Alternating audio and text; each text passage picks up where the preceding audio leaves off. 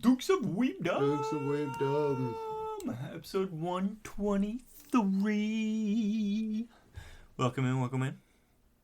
We're back. Yeah. Took a week off for Sickness again. You know, the cold weather's here, you know. Sudden drops in temperatures. Yeah. I think it was yesterday was the first time I got in my car in the morning and the thermometer said 30s temperature wise. I was like, too soon. It was like 38 or something. I was like, not like this. I miss 50 already. Well, I will say, it feels like we got the quote unquote fall temperatures like longer than we normally do. Yeah. Because normally it goes like we get a week of fall temperatures. It's like It's you get 1 week, winter. it's fucking 85. The next week you got 60. The week after that, here's fucking 25 and snow. But And we'll see you again in like April. yeah, where then we'll throw some 50s at you, but it's only 50 because it's raining. But no, I felt like we had a good stretch of 60s in there. It was nice. Sure. I liked it. You know. It was nice while it lasted. Yeah. Now the bitter, cold, dark of winter comes. Winter is coming. It is. Fucking. And so am I. No. I'm happy for you. So, how's things? What's new? Good. Nothing. Just. I saw you said that you did another large binge of Seraph of the End. Seraph of the End manga reading. Like 13 chapters this time? Yeah, something like that. Yeah, 13. So I went from 19 to 43. Like, I'm in the middle of 43 right now. Right. Yeah, because last one you did 10, so. Yeah. Glorious. You know? It was a massive, like, shift of everything, too. Like, plot direction-wise and stuff? Yeah. That's They're, good. like, doing the extermination still. And then their squad and the whole army meets up. And then the main forces come with the main general, and Gurren comes. And both of them start sacrificing the army to make a weapon. Yeah. And some of the vampires. The vampire queen was in on it. With them. How did Mika feel about that? Or did he not find out or not care? He did. He felt like correct. Because, like, the whole time they were driving, and he's just like, let's just leave everybody. Let's just go, you and I. Fuck the humans. So the moment humans started sacrificing humans, he's like, look! I told you. He literally was like, I told you. He felt justified, vindicated. So we find out what, like, the Seraph is, kind of. It's some sort of an angel. Yeah, it's literally an angel. And they fed it like 4 different kinds of blood. Like human, vampire, seraph, and something else. I assume demon swords. Yes, demons. Yes. And immediately it was like, you have broken the taboo, humans. But then the general had like some sort of apparatus to like keep it in check and like aim its wrath. At the vampires, assumedly. Yes. So now he's just like going around with it too in like present time, like exterminating vampire colonies with it. Why would the vampire queen, cruel, like, want that? I have no clue either, but she was absolutely like that. She even laid a little breadcrumbs of her being interested in it. She keeps Mika alive on her blood, and he has like the gene in him at least. He was part of the same like experiment. Maybe she's done with vampires too. She's like, fuck these guys. Yeah, they're all assholes. They'll try to undermine me, and did after too. The one that killed like Yu's family, something Bathory. He was the one that like turned in her to all the other vampire progenitors. Is she dead? No? No. No. Just like captive. Gurren stabbed you.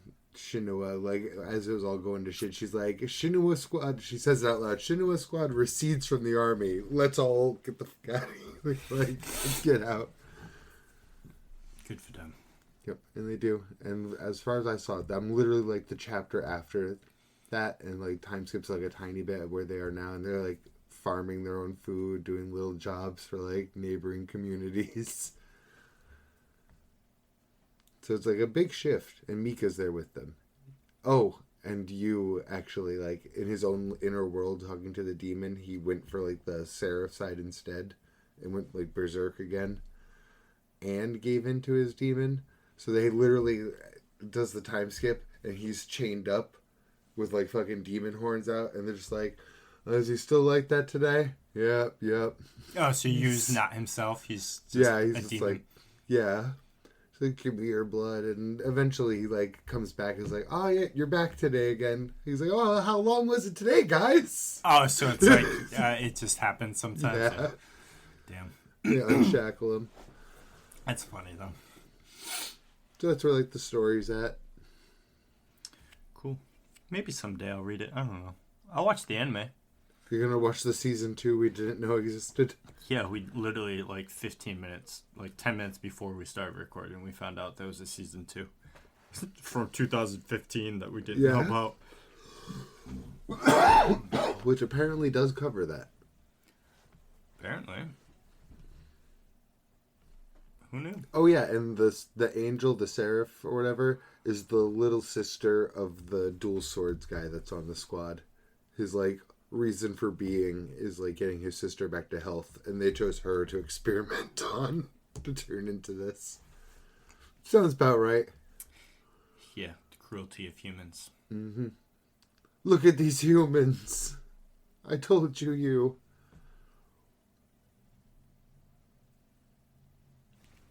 Them reuniting was nice, though. Mika was, like, going nuts as he was getting closer to you, though.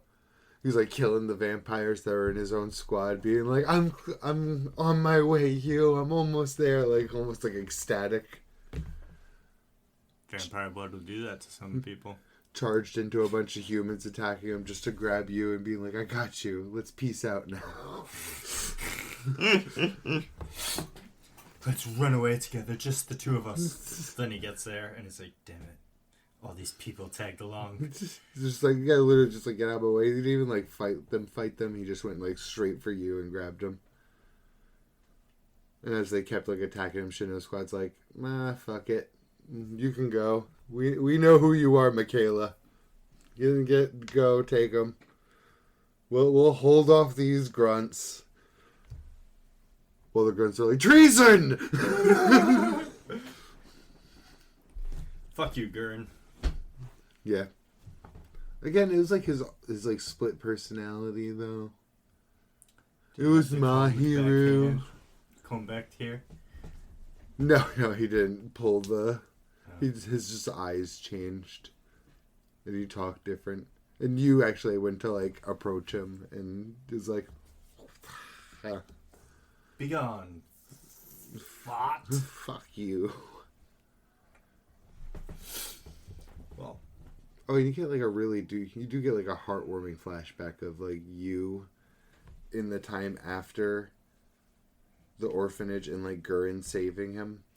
You get, like, well, between present day and him being saved by Gurren, like, you get, like, a day in the life of, like, him being, like, raised, quote unquote, by Gurren, and it was kind of heartwarming and cute. Nice. But at the very end, it was him. He's, like, walking out of the room, and he, like, holds a dossier of the Seraph of the End Project, so we're like, yep. Yeah.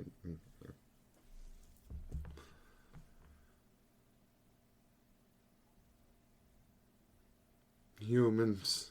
Yep. And their taboo. Well, I'm glad you're enjoying it. Thank you. Yeah. You know. If there's angels and demons, I do wonder if there is an actual god in the Seraph of the End universe. They're talking taboos and shit, and... Well, like divine the smiting. You got the one angel at least, but weren't the demons all made by Gurren's sister or Gurren's lover or something? Who is the alter, the split personality? But yeah, him and her created them. Yeah. So, well, we also got like a weird lore drop that demons are vampires. Like vampires turn into demons at some point in their cycle. Life cycle. Huh. Like Yu's demon just straight up tells him that. It's like, huh. And there's angels, and that seems, I don't know if that's naturally occurring. Obviously, they're implanting the gene for it in children, so how natural is it? But it's pretty explicit too. She had angel wings, and then when Yu went like berserk mode in the same way, he's got all like demon shit. Yeah, and in his like brain space, he's like talking to a demon, and there's just a trumpet on the ground over there. Oh, I think I remember that, and he's like, blow it. Yeah, actually, maybe this shit was in what I saw. And because the demon was just like, you can do that, but you're gonna be less human than you expect if you do. And he's like, and at first he's like, the first couple times you see it, he's just like, okay, I don't want to talk about that. But then in like this battle, he's literally just like, I need more power. And when that more power doesn't work, he literally just goes back into like his brain space. He just like walks right up to the trumpet. And his demon's just like, I wouldn't do that, but all right. And he just blows it right away. Yeah, I very distinctly remember seeing that. So maybe I have seen all of what the anime offers. I haven't seen any scenes from season 2. We do get a reveal too that like each of the seraphs has like a property. His is like king of sand or something, and he's like manipulating like earth and sand. But like I said, the anime came out 10 years ago. So it's been at least maybe... And season 1 looked like doo-doo, I will say. It looks at most 10 years old of me watching it. So maybe my memory banks of the final stuff isn't like all there. You know what I mean? But... Hey! I found... Oh, no. Assholes. I thought I found season 2, but yeah, these are indeed animations of still shots that would be in season 2. Like, I mean, in the stuff I read. I will say the characters do look really good. It's just the backdrops that looks awful.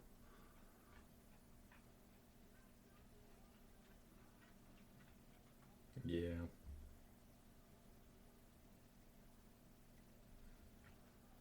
Yeah, this is definitely in the stuff I read.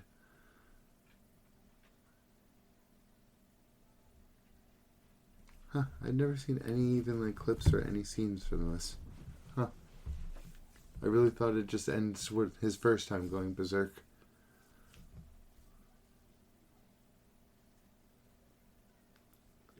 I can't find it on YouTube. Maybe I did. It's 1 mega video though. 7 hours and 37 minutes. Check that out later. Oh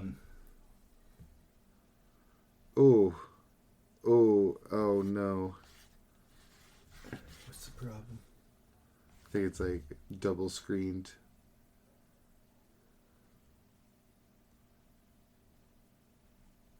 If it even loads. Yeah, there's like a little mobile game being played next to it. Oh yeah, to try and help avoid the copyright strikes. Oh, god dang it. Because also part of our research before we started recording, it's just nowhere. Oh yeah, on streaming services. Yeah. I think DVDs and Blu-rays are going to make a mild comeback because of stuff like that. I'm so sad I don't even have a disc drive. Because more and more shows are like licensing for those shows or movies are expiring from streaming services. So people have no ways to view that content unless you own Like Baccano. a hard copy. Yeah. Well, you own Baccano, right? I do. So there you go. And isn't on any service. So much like a preview of his like big transformation moment in season 2. Show me for a second. See if it strikes bells with me. I forgot his personality changed and everything too. He was like full like angel mode.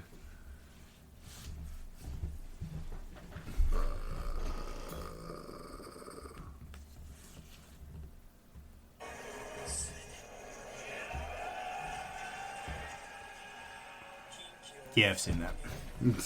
Yep. I definitely did not. I saw his like one wing transformation. Oh wow. They literally became salt when they touched it. Yeah, I need that though. Yeah. Just in case. Just in case. Well, maybe if you can find it, you got something to watch, you know? There you go. I might even rent it. What, on Prime? Yeah, or something. That's the problem Figure with it it, out. though, is you gotta rent, like, each episode. It's probably gonna be, like, 99 cents an episode or something like that. Big sad. Yeah.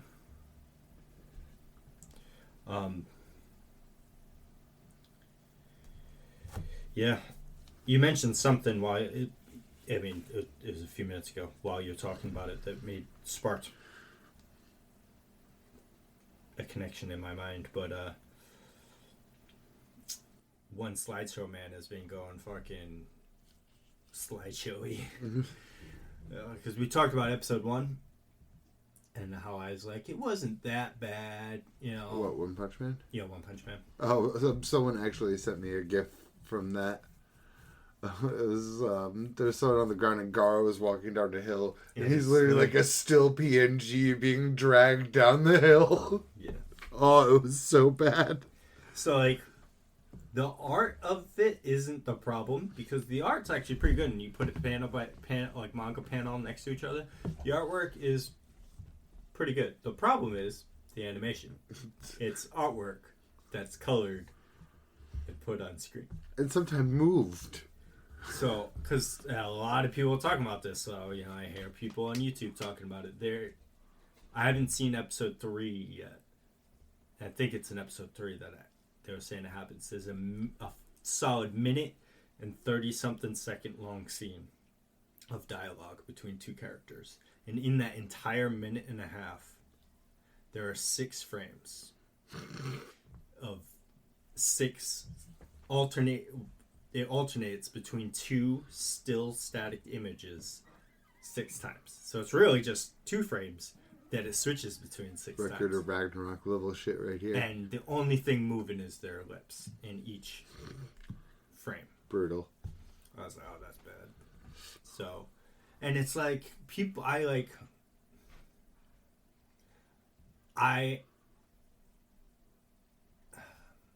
get the frustration, and I'm there too. I'm frustrated. It's 6 years it took JC staff to make this season because they did season 2 as well. Just a slide of PNG down. So I don't know if maybe that the early stuff, because there's no like major fights happening yet. So maybe they blew their load on that. It's the copium everyone's on right now. But everyone, I think, is rightfully mad because, like, before it came out too, like the CEO or president or whoever, the head guy at JC Staff or the head director of One Punch Man, I don't know if it was JC Staff's like head person or the head person of the project for One Punch Man, came out and said that they did their best work and they're really excited for it and they hope that here's our best work, that everyone appreciates it. And all that stuff, and I think that was like damage control before anything came out. And I'm like, if you spend 6 years in an animation studio in 2025, and this is what it's just not us, especially with an IP as big as One Punch Man, because it's not like you didn't have the budget. There's no way you don't. It's not big anymore, dude. I'm watching fucking like Bro, the isekai slop has better animation. It's true. And I'm just like, it's just so sad because One Punch Man, especially this arc, like, I don't know that they'll get to the Cosmic Garo versus Saitama fight. I don't know. I mean, like right now it's all talking, but once they get into like the action, that shit will move quick because it's fights. You know how a fucking 16-page manga panel fight could take like a minute and a half to animate. You know what I mean?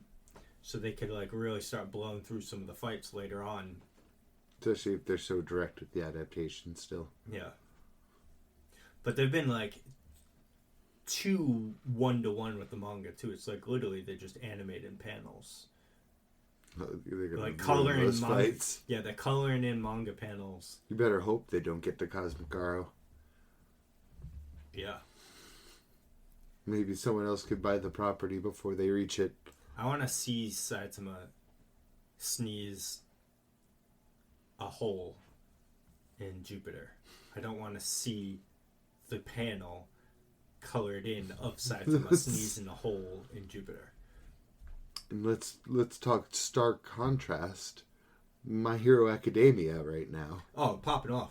That's fucking insane. You almost makes you want to catch back up. It did. It really did. And where I left off, it was looking really bad. I still remember the villains riding on the back of Gigantomachia. It just looked so bad. Yeah, people were giving bones, right? Yeah. They'll give bones from fucking shit. And Blue Sky Gate. Oh. They're like, oh, okay. So that's when you want to handle it, huh? Yes. Well, first, here's GachiAkuta in your face, because that's bones. Yeah. Which I saw a scene, because this... Oh, first off, GachiAkuta. This motherfucker. Jabber? No. Oh, okay. The dude I work with has been giving me shit since, like, not episode 1, apparently, but since the beginning of the anime season that GachiAkuta came out, is that because I was always 1 week behind. Because I would watch my anime on Saturday morning or Sunday morning, and GachiAkuta comes like late Sunday afternoon. So chances are I wouldn't watch GachiAkuta on time. It'd be the week later, like right before the new episode came out. This motherfucker was saying this whole time that he was ahead of me. The dub for GachiAkuta is 2 episodes behind the sub. So the entire fucking time, I was an episode ahead of him. And he was complaining that I was behind him. I think it was simuldub for the first core. I think the dub team took a break for the second or something because they were like, "We'll be back with the dub." Okay, because we were talking about it, and like. So you're 2 ahead now, though, for sure. Yeah. But so I haven't seen the newest one, and I saw a scene. I don't know all the names yet. The dude with the staff that fights Jabba. Oh, Zanka. I saw an animated, like a quick scene of him because it was actually an AMV for Bones, or like a Bones appreciation post that someone made on Facebook or Twitter or something. And I only saw it quickly because it showed Zanka fucking shaded out epic, like trying to and moving in for a fight, and then it switched to Bakugo doing crazy shit. Nice. Yeah, one of the anime YouTubers I follow is farming the fuck out of the newest My Hero Academia. The amount of shorts of Bakugo versus All for One that I've seen. Just my god! Pump out, and it's like a 3.5 minute scene, I assume, in the episode. And this dude just released like 17 shorts covering different scenes of that fight. And I'm like, damn, bro, we just released the React video. But then also, like, that scene of him meeting up with Deku, too. And doing, like, the fucking spin. Yeah. Oh. And then he just goes psycho about how, like, the pain is how I... And he just starts laughing like Joker and shit. It's so good. And I just checked. They've only dubbed 1 episode of this core of GachiAkuta so far. It's the only one I haven't watched, and then there's the 2 subtitled ones behind it. Jabba does piss me the fuck off, though. I have a feeling. I fucking despise this person. But of course, I've read this whole arc. But this arc will end pretty much where I stopped reading. So, like, we saw, well, I've seen, to the point where Zanka knocks over the acid pool on Jabba. But then he just gets out and awakens some new form of his weapon, so the bigger claws now. And then I saw Scissors Girl, red hair, Scissors Girl fighting Electric Shock Girl. But she thought it was just a comb and hair, so she went in for like you're bad matchup. And it's like, nope, Uno reverse. He gets zapped, and she's on the floor. And fucking Engine is just... I love him so much. I love Engine. He's sitting there with his chin on his umbrella, just be like, hey, hi, hey, what's up, hey, you can come over here and talk to me, or you gonna keep hiding over there, hey, hi. It's like a long scene of him just saying hey like 6 times, and the other guy is hiding behind something, just staring at him. He's like, he's so cool. And poor fucking Rudo up against the Raiders leader. Yeah, Zodal. And he's just like mind fucking Rudo with questions and just talking. So I don't know. I just want the Raiders to get their asses beat. So. And we haven't seen the baby, the one that's with the baby and Guida yet. I've seen them, but like we've seen the girl in like the animal suit or whatever. Yes, that one's Guida. She didn't get wiped away with the trash, or she was just able to come back quick, but she got distracted with something. I don't remember what it was. She saw something. And then the baby dude and the other guy are like, it showed them squaring off against the dude, but didn't show them fight him yet. I think I just saw his silhouette in a screenshot. We've seen him. We've seen his full shit. So these are such good fights. I mean, obviously I don't know what's about to happen or anything, but I'm just like, I talked to my buddy at work about it, the same guys that I was just talking about, and I was like, I know it's suspense that they're building stuff like this. I was like, I just don't see the Raiders winning this. It's an interest. They've got it's a good arc. There's definitely a hat to drop here. Right. I do say that, like, out of all of the matchups, I think Rudo's probably the most fucked right now. Yeah. But, like, I'm still, like, waiting to see, because in my brain, and there's zero, like, evidence or predication for me to think this. It's just my headcanon right now that because I like Engine so much, that Engine's just a beast, and we haven't seen him do anything yet. So I'm waiting to see him do something. And He's I hope killed some trash beasts. Yeah, that doesn't give... I don't give a fuck. That's not... It's just trash beasts, you know? That's just random mobs. Like, you know what I mean? There's some boss mobs. Yeah, and Chad has killed some fucking hollows. Yeah.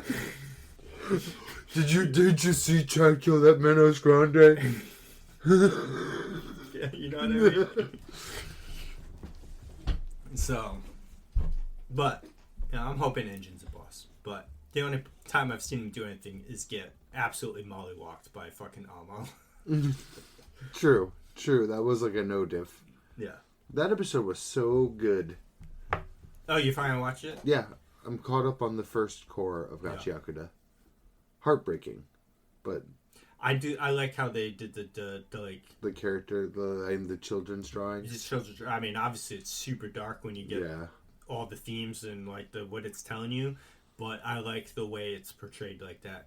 I like the way it like popped back into it too. Like it showed her normal, and then like the flowers come up as she like goes into delusion. Yeah, because it's her. She's a child at mind still. You know what I mean? She's got that innocence to her because she's been isolated basically her whole life in this fucking tower. I did forget that it's Jabber that comes to retrieve the boots. I do remember you saying that she's not dead, though, so... I do believe she's not.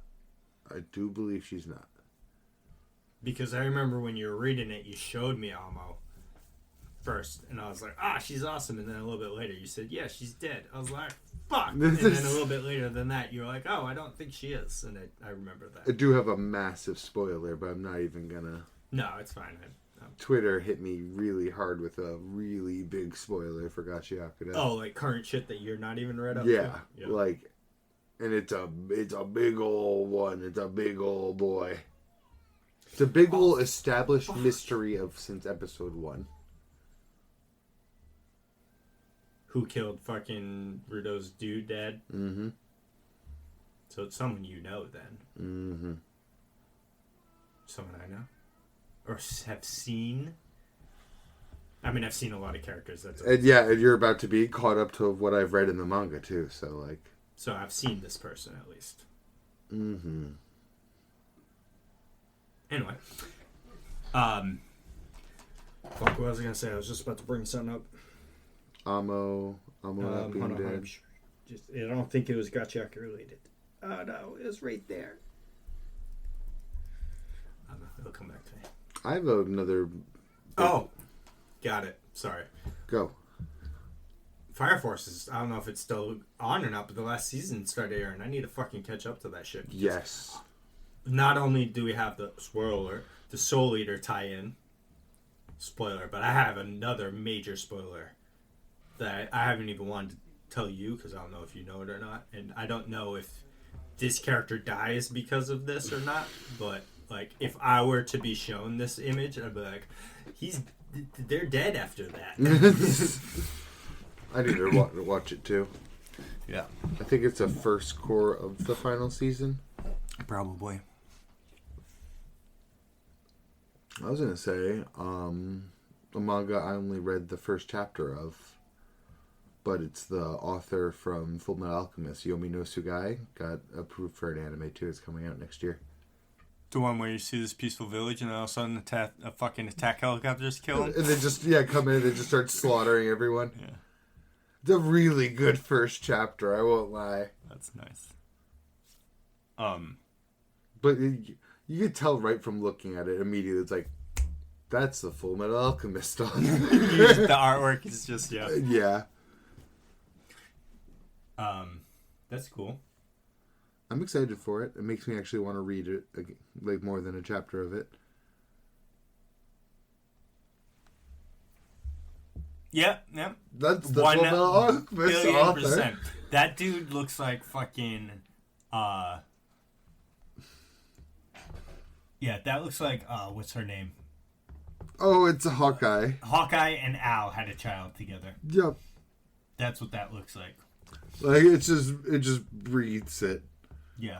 It's funny enough, it's only the person in the front. All the stuff behind it does not look like it. Oh, no, it kinda. Kinda, but like... Come on! Yeah, that's just fucking Hughes with a different fucking haircut. The demons look a little different. Like that first one you showed me, though? Yeah.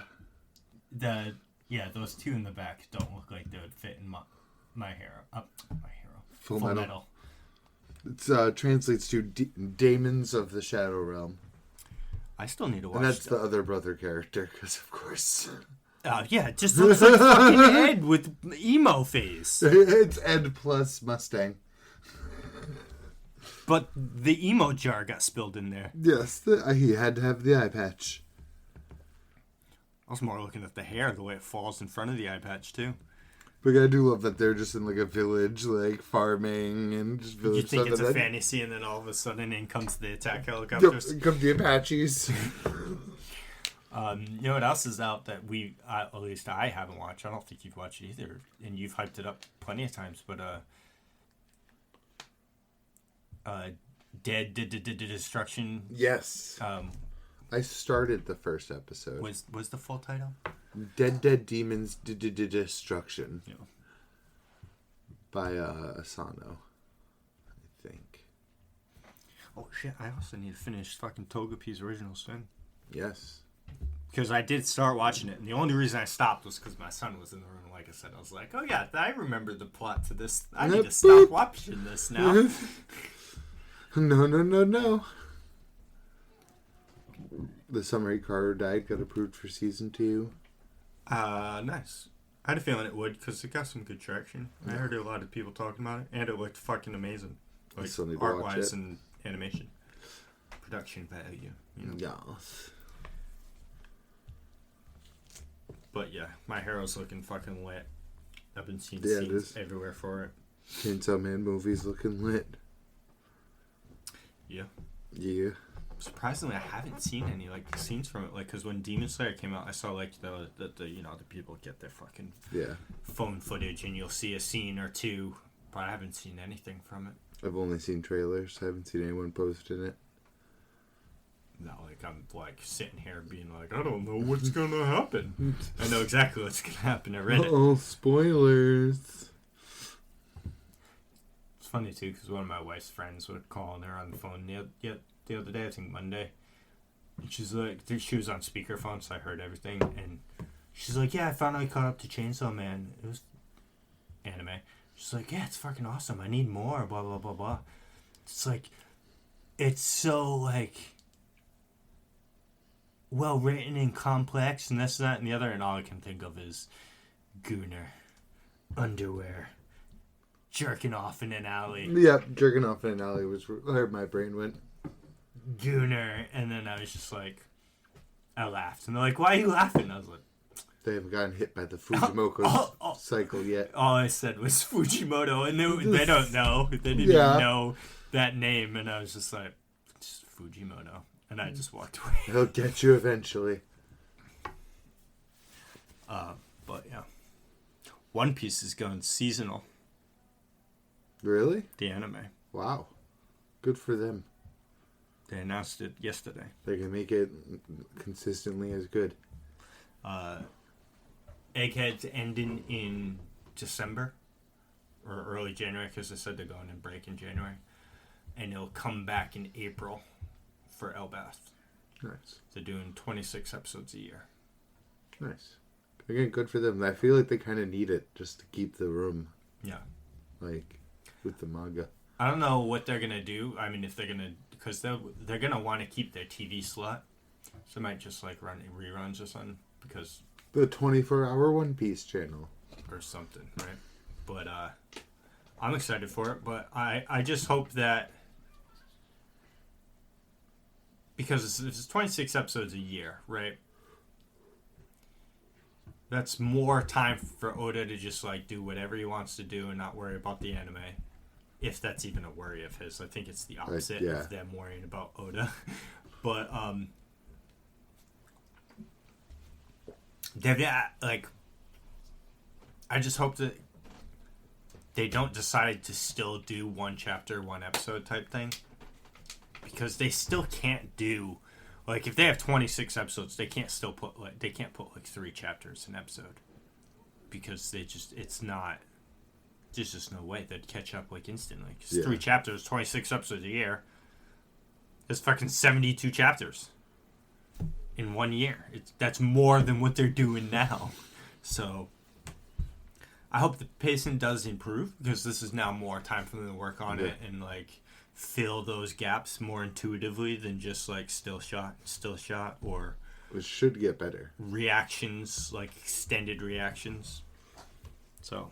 And it's been getting it. Ever since Wano started, the animation has been... It's a huge... It was very jarring, even for me, because watching it weekly, going from Whole Cake Island to Wano, it's just like, this is a totally different show. Completely different. Like, it was like watching, like, something on a fucking tube TV, and then all of a sudden just turned into HD on. Just like even the color sharpness of One Piece just went through the roof between those two. The saturation. Yes. So I'm excited. It's gonna suck that I have to wait again to see more One Piece, but it's alright. I'll live. I still got the manga. You can wait. I still got the manga. It'll help. Yep. But speaking of the manga, the mangas.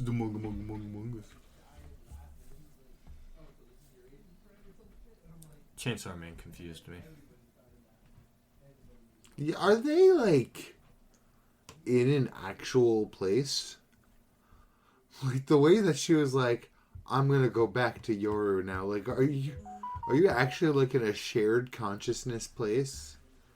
Well, that's not what confused me. But what I think happened was Because the place we're seeing has always been Denji's, like, inner mind. That's where Pochita, was telling him not to open the door. Not to open the door or whatever. Now they're trying to do kind of something similar with Fallen Asa. But that was just whatever. She's just like, I got that part. She's just talking to Denji about, like, listen, no matter what happens, either you eat me and I die, or Yoro lives and I never get my body back and I just spend eternity like this. So, doing awful things I'll never forgive myself for. Yeah. So she ports back out, and somehow, I don't know how. I mean, if the problem was that Yoro would never give her body back, why did she get her body back to be able to bang herself in the face? Yeah. If you don't read fucking Chainsaw Man, that sentence is hugely out of context. But, yeah. I guess she was able to just do it for a split second. Yeah. Just long enough to pull the trigger to get that stun in.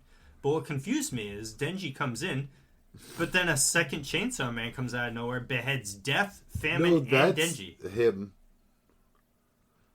Then who's the other Chainsaw Man that he beheads? Denji? No, that's Sword Guy. It's Kevin. Hold on. I'm opening the chapter again. Do it.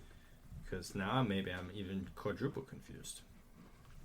It's Kevin. He's on Death Squad.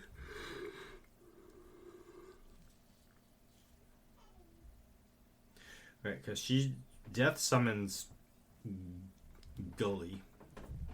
Whatever the fuck. Guillotine. Oh, guillotine. Yeah, okay.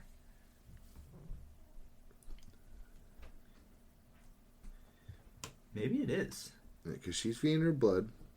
Yeah, that's not... herself, and he comes in, and Sword Guy. It's Kevin. Okay. Why'd he cut their heads America off? sucks, bro. I guess he just didn't want to actually eat Asa. Yeah, because he just fucking... It's funny, too, because we don't actually see her anywhere in the last page, though. Like, you just see Guillotine on the floor, Sword Guy behind her, and then... the other two right there also getting beheaded. So, who knows? Okay. Right after she helped resurrect him, too. Yeah, because when I read that, I thought Sword Guy was Denji. And then there was a different Chainsaw Man that just cut another one. Yeah, I was like, what the fuck is going on? No, it's Kevin. Fucking Kevin. Fucking Kevin. Shit. New manga in the banner. Alright, is there? What's it called? Gonron Egg. A divine egg falls from the sky, and one child must fight against the demons that have enslaved humanity.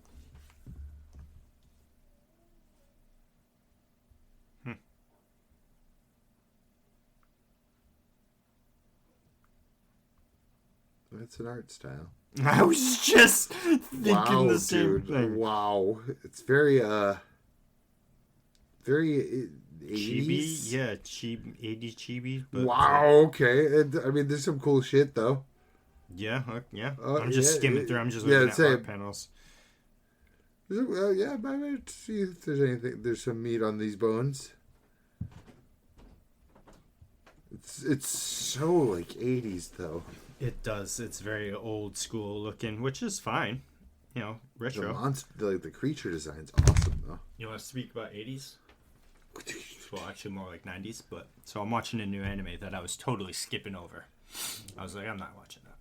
But then the guy that I talked about anime at work said he watched the first episode and it was pretty good. And I was like, I saw a scene from it on, like, social media that it didn't look terrible. But, like, the standard animation quality of anime has gone up. Anyway, so, like, even some of the bad mid shit has got some good, like, random good scene in it. So I was like, alright, whatever, I'll try it. So I watched the first episode and a half. Half the second episode, only because I got distracted halfway through. I paused it.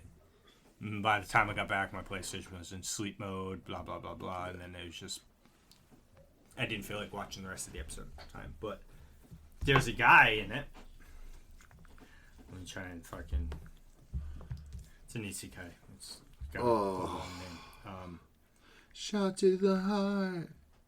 My skills as an assassin clearly outrank my status as an assassin obviously exceeds the hero. Come on, give me just a shot of the captain. But there's the captain, like the soldier guy that trains them. Dude, tell me this guy doesn't look straight out of Gundam Wing. Oh my god, he really does. He's what the just fuck? a 90s anime hottie. Yeah. With the long hair. He's fucking... He's so Bishonen. Yeah. Oh my god. I love him. He Sure, was not awesome. like Dot Hackle, so. Yeah, because I was like, this guy's awesome. He's like throwback nostalgic anime design. Yeah, he's dead. He got assassinated in the second episode. Damn. I was like, no! He was the only friend of the main character that the main character had. And it's like right in the middle of them discovering his body too. So it seems like whoever did it is trying to pin it on the main character, and that's like what was happening when I left. I was like, damn. 90s era pretty boy guy from my mid anime is dead. He was a cool dude. But yeah. Not really watching too much this season comparatively to last season. I'm not watching anything. I still need to catch up in Dandadan. Oh my god, I caught up to Dandadan. I was like 2 episodes behind. The Kinta Glory was fucking amazing. I was hyped. 10-gallon wiener. That was all that show's hilarious. But dude, the fucking... Oh my god, the voice actor put his heart and soul into the robot kaiju fights. It was amazing. It was amazing. You gotta watch it. I still gotta watch it. Yeah. I need to watch that. I need to watch Fire Force. I need to watch Lord of Mysteries. Got one GachiAkuta episode I can watch because I'm sticking to the dub. I'm sad it's over now though, but Science Sarah has Sanda, which... Sanda. And it gives them more time. Because next is going to be the whole, like, alien war arc. Yes. The We're Gonna Kill You Guys panel. Where it's the whole team. And then they have to jump our boy Okurin because he's too strong. Yep. And they admit it. Like, this guy's a problem. That's why we're all here. Did you read both the chapters? I sure did. So, I always forget their name. And I made a point to read it today, and I got one of them. It's like Miku. And... Oh, yeah, I don't remember their name. The 2 friends? Yep. They're goated. They really are. They're goated. Those are good friends. Yes. Because they straight up just referred to Okurin as her boo. Her boo. They knew exactly where to bring them. And exactly when to ditch them. Yep. And probably watching. I was trying to see if they'd if you'd see him in the bush somewhere in the background. I didn't spot him. I mean, maybe I missed him, but... Our boy stepped up, though. He just said it with his whole chest. With his chest. Mm-hmm. And then they argue like normal. Yep. Like how they used to. And I was like, yay. Perfect. And then aliens are fucking coming to attack at the end. Skip the whole chapter, but, that's alright. The first one, though, like... Saint... Sanjome. I just remember. Mr. Sanjome, who's been there from the start. Totally hasn't, but okay. But no, fucking... I forgot how bad his alias was. Mr. Sanjome. Mr. Sanjome, yes. If only we had a certain stuffed cat in the plot again. Right? But no, he's trying to make some moves on Momo, giving her a whistle. To call him or somebody. Yeah. Or just to try and steal powers by blowing a whistle in it. Because if she's in trouble, maybe that would be like some indirect way of admitting defeat or whatever. Or maybe some sort of curse, too. Yeah. Could be unrelated. Like, because he did say he wants to try to befriend them now in his little baking escapade. Yeah, he did say that. So maybe he will come to save them if, like, this alien thing, if Okuran can't protect Momo. Because he's powerless right now, too. Oh, yeah, that's right. He is. I forgot about that. Mm-hmm. Yes, they're Saint both Germain, losers right now. They're both losers. Saint Germain's coming in hot next chapter. I can see it. Serpos are bum rushing both of them. And some dude in the It's middle. like we're back to episode 1. Yeah, and there's that dude in the middle who does not look like a Serpo. Yeah, no, he had like a sword, too. I think it's time to blow that whistle. Yeah, I would say that Saint Germain set this up, but at the same time, he said he doesn't trust the Serpos. So Yeah. He could have still set it up, though. He could have. Still could still float in. It was just like, I still don't really trust them. It's gonna try to take their bananas. My boy Kinto wasted no time, too, trying to say they were lovers. Yeah, jumped right on it.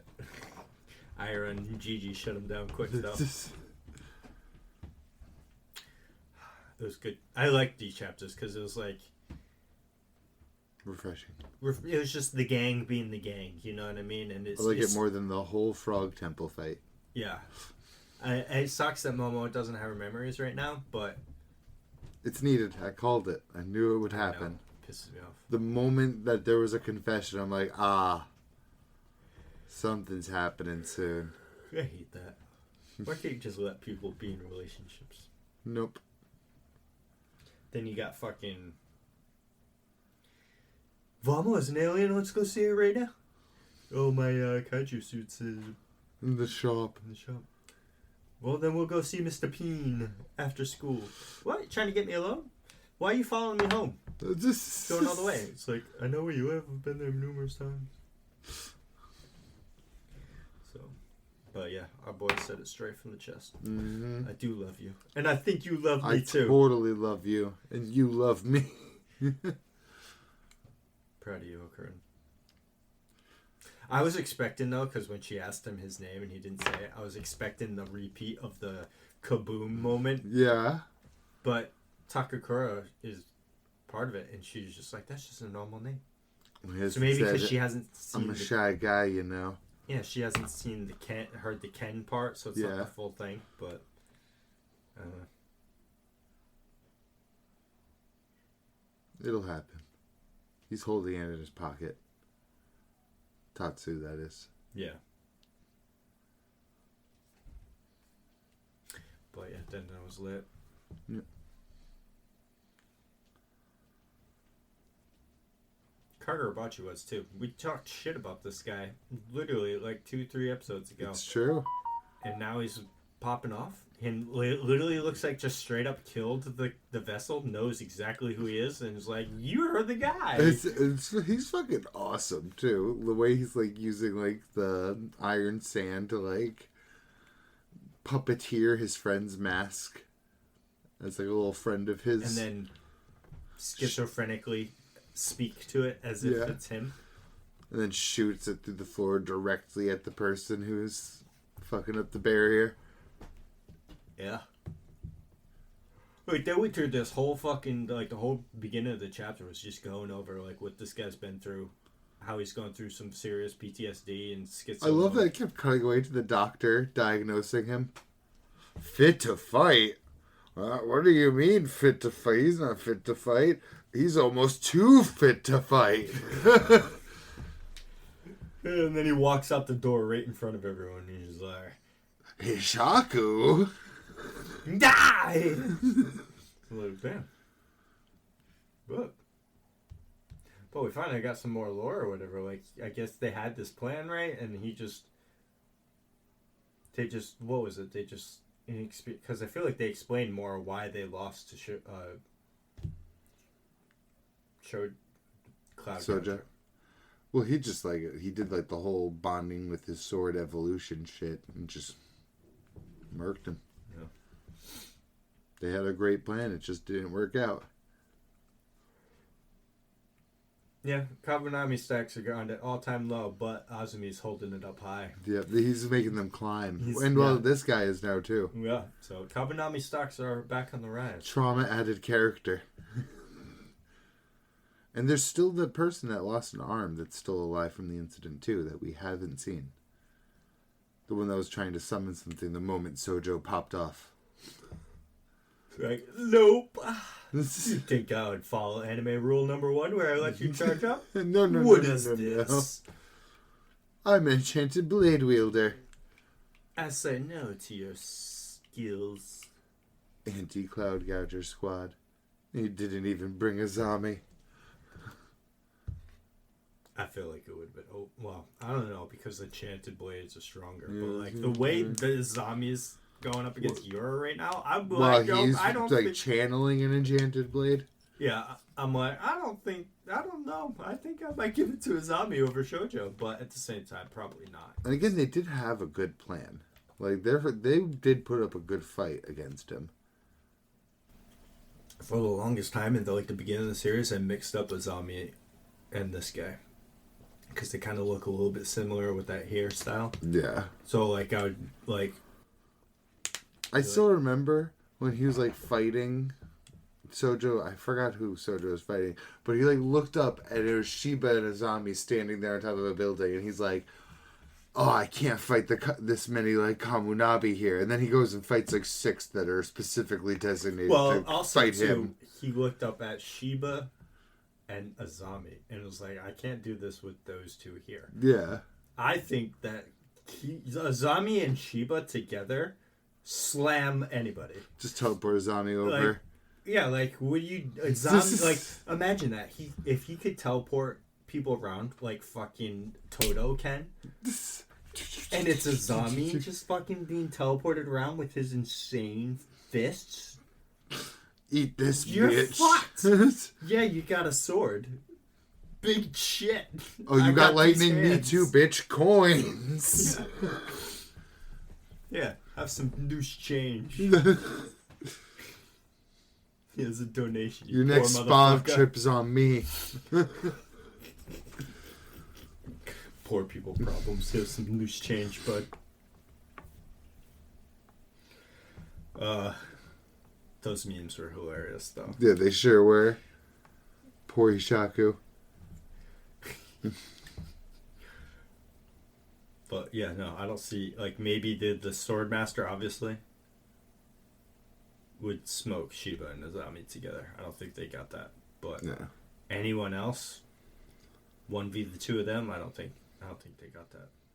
Especially with all the gas. We're going to find out. Shiba's on his way, so it's no, because they couldn't contact him. Well, they said they're going to summon him. Because the barrier is why they can't contact him. And they just fucking nuked the problem with the barrier. True. Maybe. That's how that's how the chapter ended. Yeah, the kid could be like, my power's regenerating. Yeah, so that would suck, huh? The one dude you need to kill has regeneration. Blow. That super blow. I'm so fucking sad you haven't read Centuria. Well, it took you quite a while to read your chapters. And which we never talked about, too. It was the Lacrima fight and aftermath. Yeah, he kind of just, beat the shit out of her or whatever, and I thought that was actually pretty cool when she, I like how it says they've been sending gifted assassins after Julian, and one after one he kills them, and then it really just shows, too, he fights Lacrima, and, after, 5 minutes of fighting her, he's just she's like, hi, you cannot beat me, and he's just like, oh, your weak point's your heart, and she's just moving around. I already figured this shit out. Yeah. And she thinks she's, so slick when she, doesn't she pull the water out of, a pool or something? Yeah, she, absorbs the water of the aqueduct and turns into Big Lady. Yeah. But then it's they just beat the crap out of her, right? And then they just, okay.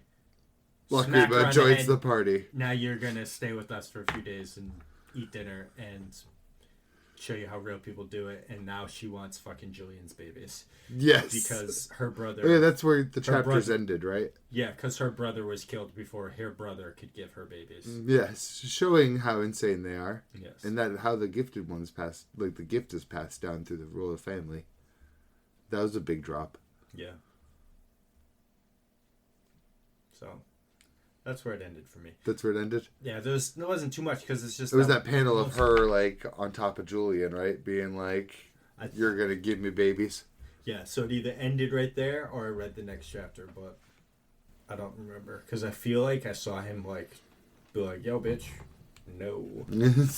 But I don't remember exactly what chapter it was. So, I'll read it. I'll read it this week. Now that I know, because I just completely forgot that we discussed that we were going to read that and Moggy. It's a really good moment right now. In fact, I'm going to read more Centuria. I need to just read more in general. I keep saying that I'm going to read this, that, or the other. And I stepped up and read Seraph. Yes, maybe I need to step up and read. Well, I mean, I've read some Berserk here and there, but that... I don't really talk too much about that because I don't want to spoil you. Thank you. So... The only spoiler I know is that he gets, which we both have, is that at some point he gets that armor. Yeah. The whatever armor. And the eclipse happening. Oh, well, that happened so far back in my story. Yeah, but I mean, yeah. I'm... Yeah. But whatever that armor, I forget, it has a name. The Berserk armor. Is that literally just what it is? I think it is it is actually literally called that. That's funny. But yeah, so I know he gets that, and I know he doesn't have that yet. So that's my only, like, spoiler I have for... And I do have another one. I know a certain character slaps Griffith in the face, and I cannot wait to see it on page. Because I know the character that does it, and that person is, like, right there with guts and justified in needing to slap Griffith in the face. Nice. Unfortunately, it's not Casca. That's who I thought. It's not her. Damn. Because she's right up there. Well, she's beyond. She's ahead of Guts. Guts watch. And that's more like a stab him in the guts sort of thing. Yeah, like, because, like, the things Griffith did, he did to get back at Guts, but he did those things to Casca to get back at Guts. So I think that she's got the one leg up higher than like, Guts. You know? So yeah. Yeah, I definitely want to just charge into some more Centuria. It's really good I need to kick myself right in the ass into high gear and just read Tokyo Ghoul and Tensho Tenge and finish those up. Yes. Tokyo Ghoul, I'll look it up and figure out where the arc is, because I'm in the middle of an arc, though, like the last major arc. I'll like go back to get some context, because I don't even know where I was anyway, and I'll just fucking reread some shit to get a feel of what's going on. And then you can read Trojan X. Maybe. We'll see. There's a lot of other things I want to read, like Sunken Rock and... I don't know right now. There's something else that I like desperately want to read, but I don't remember. Not either. I remember Sunken Rock. You wanted to read that. Oh yeah, 100%. I got a whole list in my phone, but 20th Century Boys. But you know, I'll borrow that from you. Isn't it actually over there? Is it? I don't know. You tell me. No, I don't think it is, because I brought camping with me. Nice. But yeah. I finally did it. You know, better late than never. Still in the same year it released, but finally got Clair Obscura Expedition 33. Nice, nice. Yeah. And I already have the notification to go fight the final boss. Nice. I think. Well, to start the final like dungeon area where the final boss is. Yeah. Yes. But it was funny because Act 3, it's in Acts. And when Act 3 started, they're like, all right, let's go fight this person. But I'm like, oh, Eske can fly now. And I've been walking around this map. I've seen all the areas inaccessible to me because I cannot fly over something. You think I'm going to fight the final boss? Ha ha ha ha. No, I'm going over there. and over there, and over there, and over there. So there's like the number of things that I can do now is more than the things that I've already done.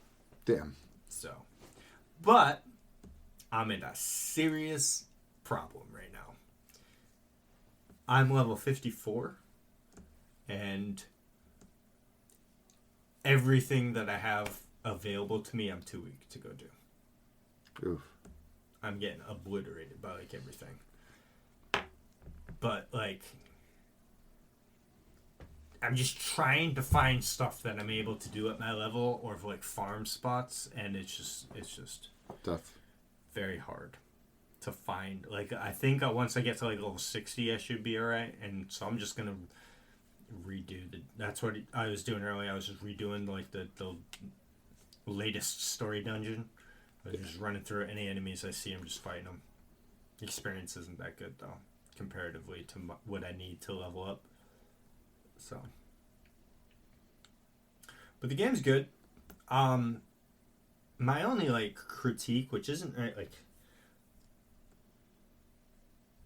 so when the enemy attacks you, you can either parry, dodge, or let them hit you. Those are your three options. So it's interact. So like when they go to hit you, the timing to parry is much. It's like it's a perfect parry or nothing. You know what I mean? There is no parry, perfect parry. There's dodge and perfect dodge. So dodging's easier, but no, you have to be exactly on time. And they Elden Ring the bitch, where bosses will come to you and be like, yeah. There's actually an enemy that I'm fighting right now that pisses you off. He comes up to you, right? He's got two swords. He'll swing it up, and then one sword will like ding, ding, and then he'll swing. And then he'll lift them back up, ding, ding, and then he'll swing. And I'm like, motherfucker! And you have to dodge and parry. You can't not. Like, I saw a video. I've avoided any videos I can find of it because I don't want spoilers of Expedition 33. And I've had basically no spoilers until I bought the game, or still none, because I never looked up anything. But now that I was playing the game, I had to search for things like, you know, what's this, or where's this, or, you know, for some of the side quests. And now I've searched stuff, so my algorithm's just fucking throwing content at me, and I'm just like... Google AdSense sniffed. Yeah, I'm like, go away. Because I Google it, and then I go to YouTube, and it's fucking... Because YouTube is Google, and it's just feeding That's all it takes. So I'm like, God damn it. Motherfuckers. But, no, I'm 37 hours in. And, I'm in Act 3. Nice. Pretty good. My idea of what it was when I explained it to you was pretty close to what's going on. But, alright, so the critique I was talking about. The parry block system, like I said, if you don't parry or block, you're just gonna die. Yeah, that's pretty fair. So, like, you know, normal turn basis, you take damage, and then it's your turn, and you heal the damage. It's like, if you're not trying to dodge and parry everything, your whole team will be wiped before it comes back to your turn. Almost every turn. So you need to be dodging and parrying some of it. If you're missing some dodges, it's whatever, maybe you live, or maybe one person dies. You gotta be trying. But you have to be trying. I'm sure in story mode, because it's 3 difficulties, story mode, normal, expert, or whatever. Yeah. I'm sure maybe on story mode, then it won't matter. You can just let them hit you, and then the damage probably isn't there. But I'm on the middle difficulty, just the normal, and there's just no way. Especially bosses, like fucking,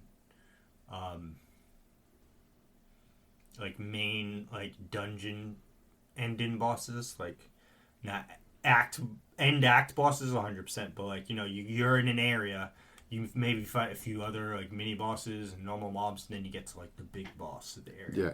Those things will just fucking party wipe you on every turn. Especially with some of them, because they do attacks with the parry and stuff like that. It's like, So you'll get to a boss, they hit you with the fucking 12 hit combo.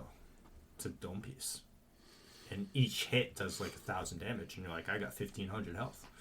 So you have to block or dodge or parry all of them.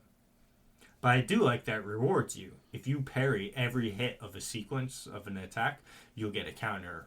You'll get free damage in at the end. Nice. So it works nice against like regular mobs that only have like a one-hit attack. If you fucking parry it, you're just going to get a free smack at them.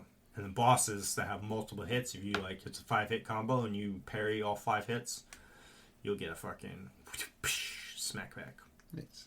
And the game does look beautiful. Oh, 100%. It's just magnificent. Yeah.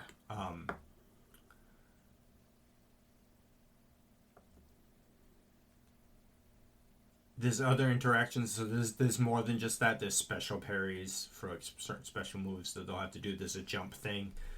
They'll do a sequence. Easiest thing in the world for the jump one, though. The yellow symbol applies, you jump up, and it's like a sweep attack.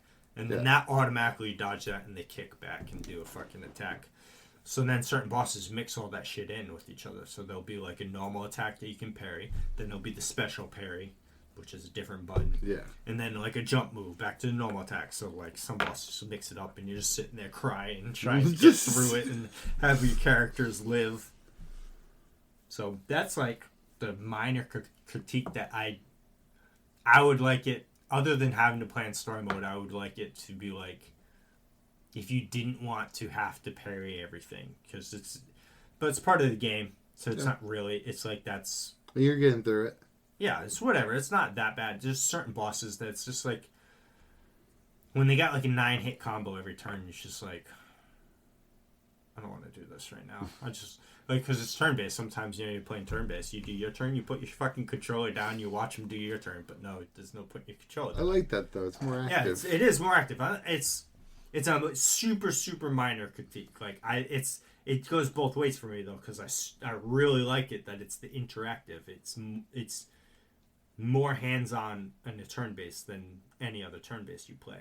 But then sometimes it's like you're still playing a turn-based, so it's like that old-school mentality of non-interactive is still somewhere there deep in the back of my mind. But it's so minor that it's really insignificant. And the only other thing is, I wish that they explained more of the lore more freely to you. Because you can, like, if you read between the lines, you can put things together. But I don't mind reading through the lines, but I would much rather you just tell me. I like listening to stories and stuff. Yeah. Like that, so, but because the story opens up and they don't tell you shit. It's just like, it's the main male protagonist, Gustav, and Mael are together, and he's wearing a nice suit, and she's dressed up like the French white shirt with the stripes and the red hat, and suspenders. You've seen stuff like that. Yeah. She's wearing something like that, and I'm like, oh, this is cool. And it seems to be some festivals happening, because there's a bunch of flowers literally everywhere, and they're like, did you get her flowers? They're talking about this one specific person, and it's like, you get the idea through this thing that this is an old love flame of Gustav's that they broke off some time ago or whatever, and you're going through and it's teaching you the game, like, this is how you interact with this button to, like, jump across a ledge, and here's a quick fight to teach you some of the mechanics of a fight, and then you drop down and you meet the girl that everyone's talking about, and it's like, still not talking anything, but you know something's going on. So, in my mind, based on what I knew about it, I thought that she was going to be like the sacrifice to the sun god to appease her. You know what I mean? I thought that's what she was going to be. So they all go down to the harbor, and then it's focusing on the main two people, and they walk all the way up to the water. And they look across, and there's a giant monolith or whatever with the big lady sitting in front of it, and it says 34 above it. And I'm like, well, the game's Expedition 33. And I know it's about to say 33 because it's on the cover of the fucking game. And then because they've been saying the Paintress is about to wake up or whatever. So she wakes up, she stands up, and she wipes away the 34, and then 33 shows. And then she sits down, and then it shows back to the people. And everyone's been kind of like happy or smiley, but you know when someone's kind of happy, but it's like a sad happy. Yeah. You know something's looming, and then it just starts showing all the people, and they just turn into dust. Just start getting Thanos'd. Damn. A whole bunch of people, and all people wearing flowers. So like you go through the thing and you're walking through, and all these people were wearing like these flowers, and when they turn into dust, they turn into like a flower dust. Damn. So it's super sad right off the bat, because then the main character's being emotional, and like there's a cutscene. This cutscene, CG cutscene, like like those high def CG trailers people put out, is that level cutscene. There's 2 lines in the entire cutscene, and it's 3.5 minutes long, and it's so powerful. It's like you watch this whole thing, and they speak that the story is told to you through visuals. Like, no one's explaining to you what's going on, but you know exactly what's going on. Everyone that's 34 just died. Everybody. Damn. And there's nobody older than that. So everyone else that's alive is 33 or younger. So that means this has happened since 100. And now down to 34. And the only 2 lines said is... She's been fine, and then when they look at each other, when everyone starts turning, she starts like crying, tears running down her face, and he says to her, "I got you," and she says, I know," and then she goes and fucking turns to dust, and then he like sits down, like slowly sits down onto the floor, and it's just like the music that's playing is amazing, and that just like really grips you in, and I'm like, okay, I need the fucking lore. And the only, like, lore they give you is, like, you can find, like, journal entries around the map of certain expeditions. Yeah. And they'll give you, like, a paragraph or something. That spoken paragraph you find it's like an audio file type thing. And it's just them explaining what that expedition was doing or something. And as you go through the game, because they're on their own little mini island, and then they go up to try and get to the Paintress to kill the Paintress. Yeah. So that stops happening. It stops murdering everybody. It's starting to get pretty young here. Mm-hmm. And you see how far certain expeditions got, you know what I mean? And 33 just gets everybody except for 4 of them are murdered. Damn. On the beach when they land. It's brutal. But then you see some of them and you're like, because Expedition 33 wasn't that big, maybe there were 20 of them max. But then there's one port, I got to this place, and it's just, dude, it's just it's a field of bodies. Damn. Because when they die on this place, they turn to like stone, so their bodies stay there. And you get to this place, and it's literally the entire place, the entire map that you're on is just bodies. And this dude was like, yeah, one Neveron did this. And I'm like, holy shit, a fucking thousands of people versus one dude. And then you fight him and you're like, this dude ain't shit. And the guy even says it afterwards. He's like, wow, that guy really wasn't that strong, huh? Like, how did he kill all of those people? But they were less shit. The game's good. There's like, because, as an act, like, if the game's into acts, by the end of Act 1, something big's going to happen. Act 2, something big going to happen. Yeah. Act 3 is when the game ends. But the ending of Act 1 hits pretty hard. But the ending of Act 2 is weird, because Act 2 ends, then you get a huge story drop, which I'll come back to in a minute. And then basically when you come back in, they're like, okay, the final boss is over there in that area. Let's go there and take them out. And I know that when you get there, it's going to be a dungeon type thing. You're going to have to run through. You're going to work your way to the boss. Yeah. So he has to have minions. Yes. And the lore drop that they give you at the end of Act 2, I don't know if I like it. No. No, it's because, like, it's totally different. Like, I'm like, it's unique, but it's like, it's weird. It's weird with me. Because it rewrites the whole game, basically. Like, everything you thought you knew about the game is now completely subverted. It's completely turned on top of itself. So, are you ever going to play the game? No.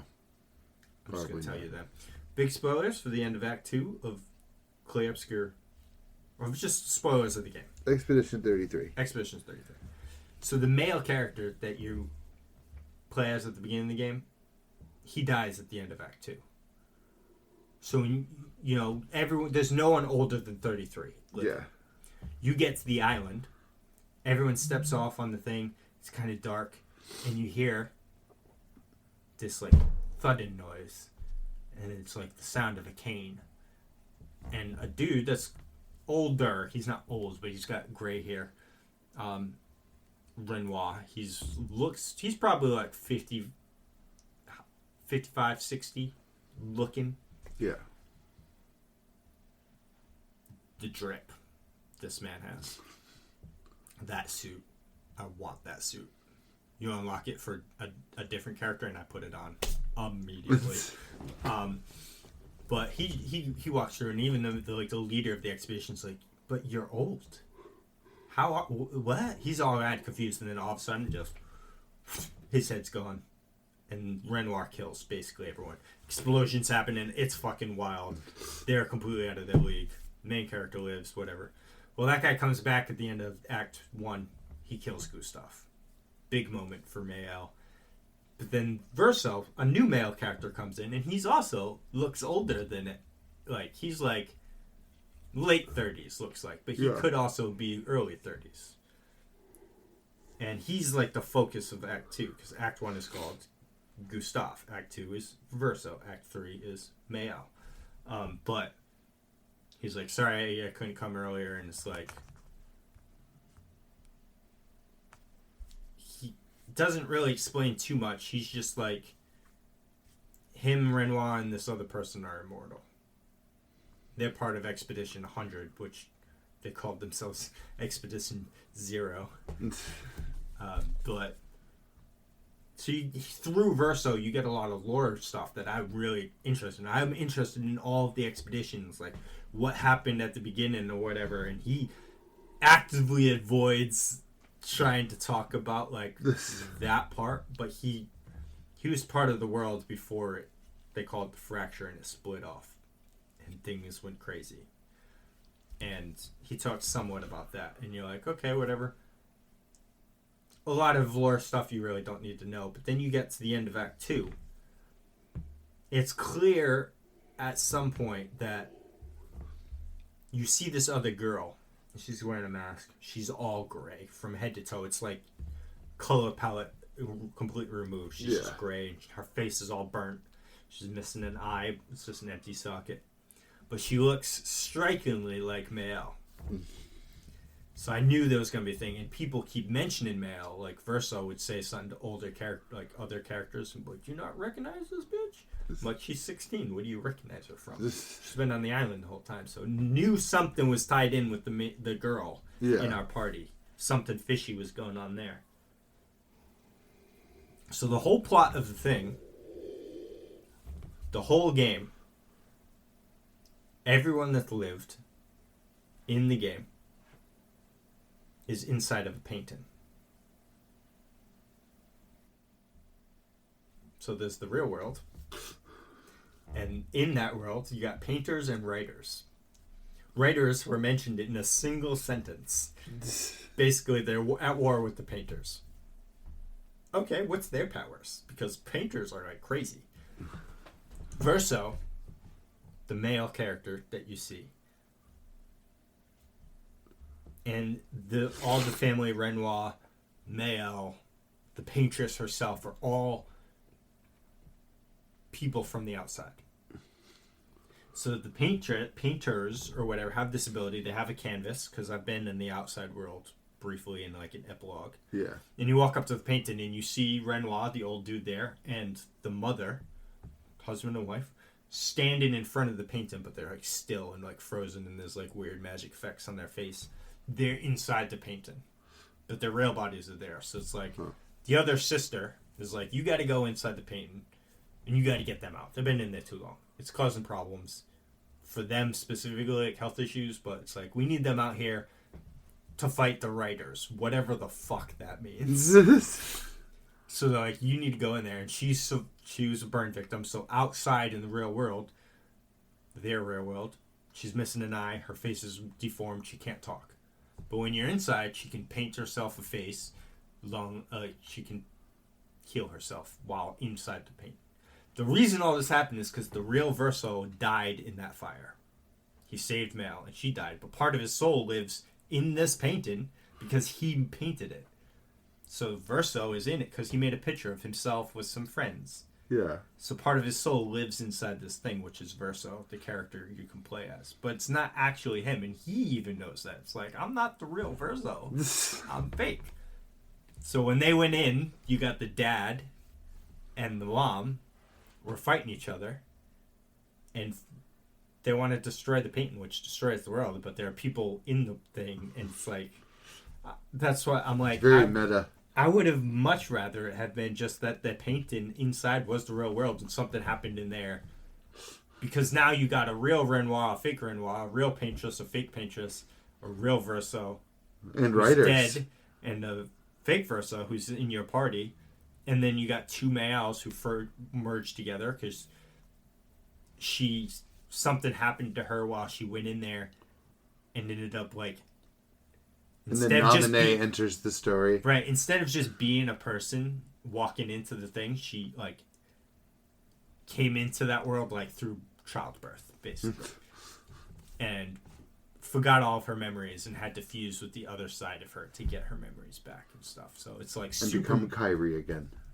Yeah. Super Kingdom Hearts-y. Super RPG. Very meta, too. And it's not, like... I'm explaining it horribly. There's a lot of context of a full game, but it's like it came out of nowhere. And for me, I knew something fishy was going on, obviously, because the cues is like Verso talking to people that would know Male is the real one from outside the Paintress. Like, but I don't know. I would much rather the characters I'm playing at be real characters, not invented NPCs. Even though that's what they are as me in the outside world playing them. It feels like it's like playing the toys in Toy Story. Yeah. So, I mean, I haven't beaten it yet. All I know is that it's like, because it's like, it kind of like, in my mind, I'm like, so you spend all of Act 1 and most of Act 2. Most of Act 2, you're, like, still in Act 1 mode, but you're, like, suspicious because things are not adding up. Verso's clearly holding info back. Yeah. Because he knows what's going to happen when they beat the Paintress. Everyone thinks that's how you win. So they go back to the main town where you start at, and he just walks away and sits down on a curb knowing exactly what's about to happen. Because the Paintress wasn't the one that was killing people every 30 minutes, because there's the Paintress, the mother, and the father were fighting each other, and they were at a stalemate. So every once a year, he would come up and he would wipe out, because the mom wants to keep the painting alive. Yeah. Because it's the only way of her son. But the dad's like, no, we should destroy it, because it's better for your mental health. Yeah. And so anytime he gets a power, which is once a year, he erases part of it, which is, counting down. Yeah. So now that she's not there, as soon as they get back, he comes out, and everybody, except for Verso and Male, instantly dies. Damn. Even your other party members. Goodbye. Gone. So Male's able to bring them back because she's a paintress. But it's like, so they're the only 4 people left on the planet. Damn. In the painting. And I assume they're going to get it so the painting lives, because, like, you're going to kill off everyone except Male, and Male is going to go back to the real world as Alicia. That's her real name. I don't know. So, but it's really good. I like the story. But I feel like a part of it defeats the there's some connection lost to the people and their struggles, but at the same time maybe not, because maybe you're trying to prove that maybe it's a big meta story about interacting with like art and what it means to people. Right, because like all the people that have died over the hundreds of expeditions and the people that died that you saw die, like, those aren't real people. They're people inside of a painting. But then are they real people? Because they have their own emotions, and their own feelings, and they want to live, and it's like... Well, it actually reminds you a lot of Undertale, because Undertale, a lot of the characters speak directly to the player instead of the player character. Right. Being like, why would you do this? Why would you make the choice to like hurt people and hurt us and exterminate us? You can choose to exterminate people in Undertale. Yeah, you can actually choose not to.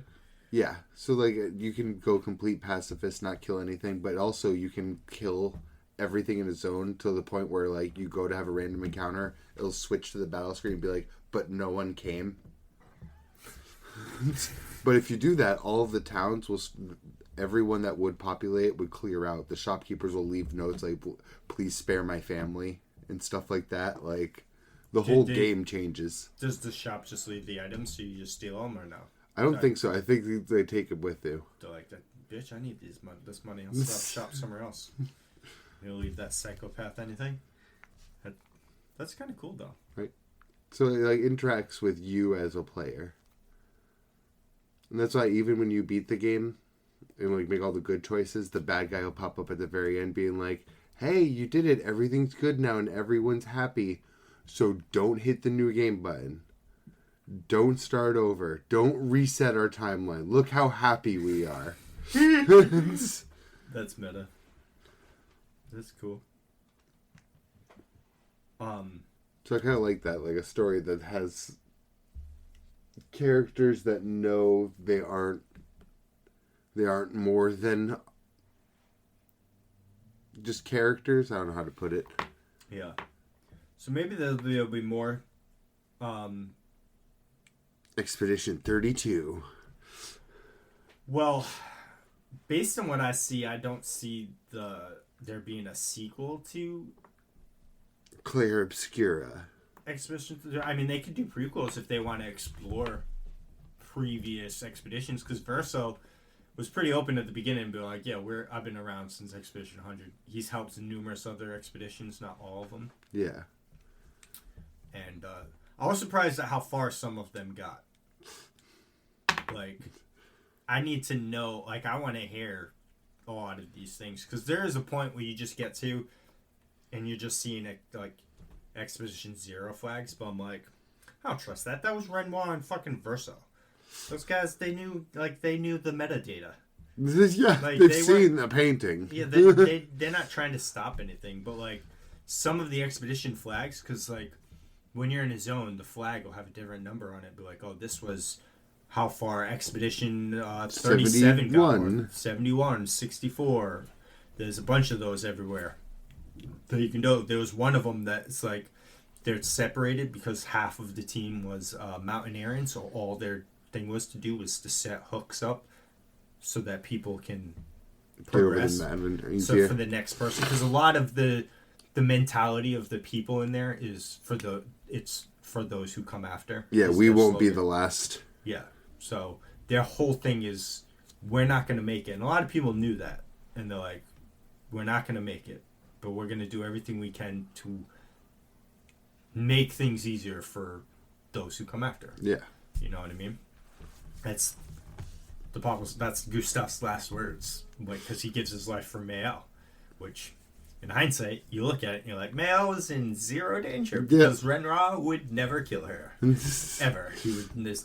Fake Renoir would never kill her. Because his last words were, to the real Renoir, I loved them just as much as you did. Or whatever. Or I loved them too, you know. Yeah. But, no, it's a good game. It's beautifully, it's gorgeous. Gorgeous. Minoko is fucking fabulous. He's the gestural thing that I showed you. The Slender Man looking guy. Yes. His lines are he's just funny. He's a funny guy. all he thinks about is fighting. Nice. And all of the characters are unique too. So Minoko is like a beast tamer type thing. So if you have him in your party and you defeat, how you get new skills with him is you defeat enemies with him on the active party, and if it's an enemy that meets the requirements or whatever, one of their abilities will be given to him. He collects their legs and polishes their legs or whatever. And that's how he gets skills. But everyone else has a skill tree, but not him. So right now I don't really use him that much, even though he is pretty strong. It's just my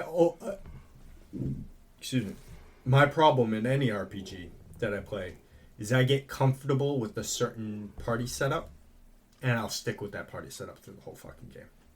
Like I got like CL is pretty cool, and I've noticed even when I first got her, our levels were the same, so I knew I was like on level track. And I played with her for a few matches, and I was like, her damage output was fucking insane.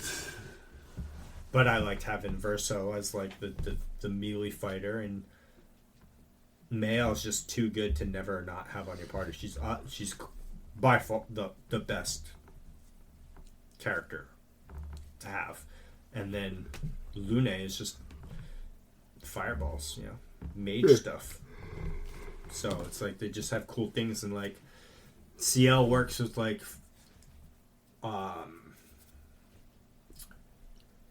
tarot cards. Oh, cool. So it's like she's got sun and moon phase, so she builds up like sun icons on them, and then like she can like certain moves will deal damage and they'll add the buff to it, but then other moves will remove buffs and do extra damage based on how many of those fortitude was on them or whatever. Yeah. So that's pretty cool. They all have like Mayo has stances that she interacts with, and Verso, as he deals damage, he builds ranks from D up to S rank, and the higher the rank, the more damage he does. But if you take damage, he loses ranks. Very Devil May Cry. And so that it benefits you to parry things, because dodging doesn't increase the rank, but if you parry stuff, it adds to the rank a little bit.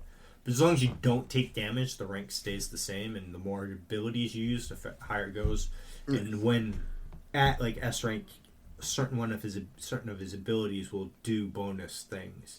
So like, this ability costs less AP, or at S rank, it does break damage, which is stun basically. Gotcha. So it's cool stuff like that. Every character is unique and plays in their own unique way. That.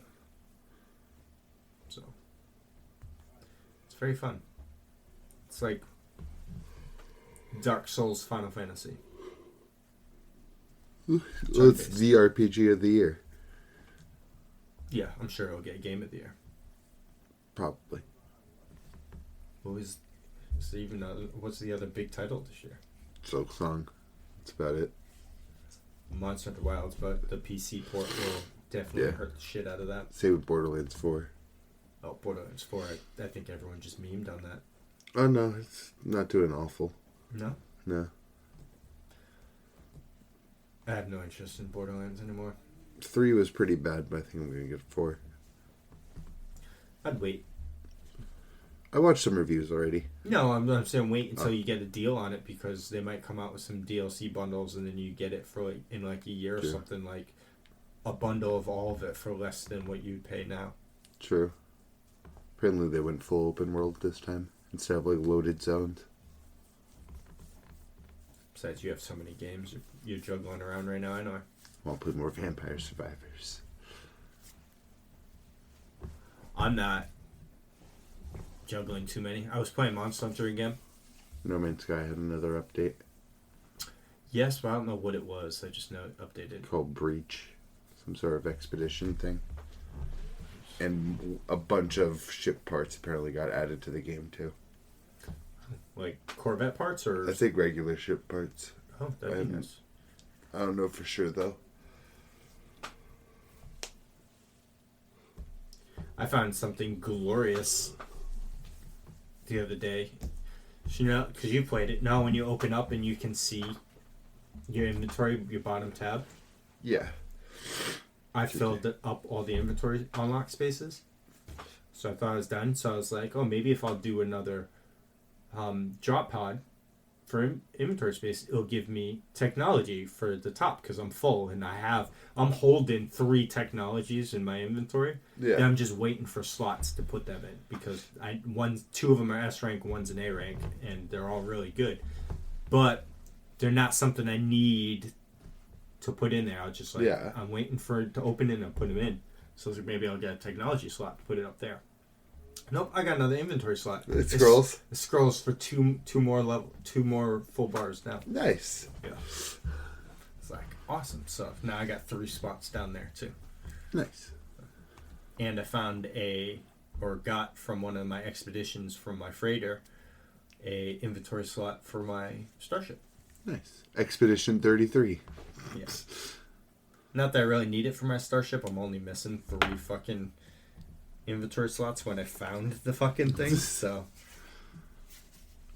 But still, more the merrier. Yes. Yeah, I'm just Monster Hunter because new update. Omega still trying to beat that. The Savage, I beat the normal, but Omega Savage is just. I got so close, dude. So close to beating the Savage. I had this boss team. All of the deaths were me. Oh. And we're at the end, and the fight is like a 25-minute fight. And now it's finally at the end, and the last phase of where he is, he just goes fucking bonkers. But he had the skulls, and he had him for a little bit, so I was probably like 2-3 minutes from killing him. Could have been 30 seconds for all I know. And I got caught in because he'll go to this part where he'll just start shooting rockets at you, and if you stumble where I have to invincible dive the first one or whatever, chances are you're going to get hit with one of the ones because there's like 8 of them that are coming at you, and he's doing these other AoE things, and you're just trying to run and try to live. Yeah. And you're just fucking running invincible dive and trying to get up and instantly invincible dive like in the same iframe of standing up, or trying to get up as fast as possible so you're not on the ground taking damage because like everything he does is like 65% of your health in damage. Or if he does the wave cannon, if you get hit by the wave cannon, you're dead. You're just dead. Unless you're building like a tank where you have a defense out the wazoo, specifically like gemmed in. Yeah, you might survive it with like a little bit of health, but chances are you're still also dead. I don't think you can just tank a wave cannon, but you got all of this shit going on, and it's just like crazy, and I ended up dying. Brutal. Yeah. You'll get it though. And I was so mad though because I was like, all of the deaths were made because nobody wants to tank. I went through all of this stuff, and like you need a tank. You need someone to quote unquote tank, which is taking enmity or aggro of Omega by hitting him in the face. He'll aggro on that person or whatever. Yeah. And you need someone to do that because one, he'll stay still, and by having a tank, certain moves he won't do. But if he doesn't have enmity on someone, he'll like spam certain moves that are just like crazy AoE. So you can't damage him. It's like you need somebody doing that role, which is proper. Yes. That's how it's made to be. Yes, and I would get a lot of SOSs, or I'd go into being, no one would do that. So I tried building a tank set with the Lance. One, I'm not very good with Lance. I'm okay. I was doing alright. And I gemmed it out. It's genuinely one of the simpler ones. Yeah, I gemmed it out, so I was blocking stuff, but I did die, but then I think it was phase 3, someone else took the MD from me, a sword and shield, and he was doing really good, so I was just like, you know what? You can have that. I'll switch to my second weapon. So I switched to the second weapon, but I was still wearing the armor tank gear. So as soon as he went to the new area, I went back to base and fucking switched to my standard set. Came back in and died again to something stupid, and I was just like, I was kicking myself so hard in the ass because that was my Clair run right there. I know it was, but I didn't get it. Sad. Yeah. I beat Arc Velvet in 14 though. Extreme. Nice. Got that. And I haven't played since. I was so amped for this patch, man. it's just like, I don't know, man. I'm not emotionally prepared to stop playing 14, but I just don't play it anymore. But I have that emotional connection to the game still, and part of me still wants to play, but I've said it numerous times before, and I'll say it again. Playing an MMO by yourself it's just not fun. Yeah. There's only so much you can do. You know what I mean? Now, 14 does have a lot of solo elements to it that you can play, but it's just more fun when you play with people. And my wife isn't in the position to play with me right now.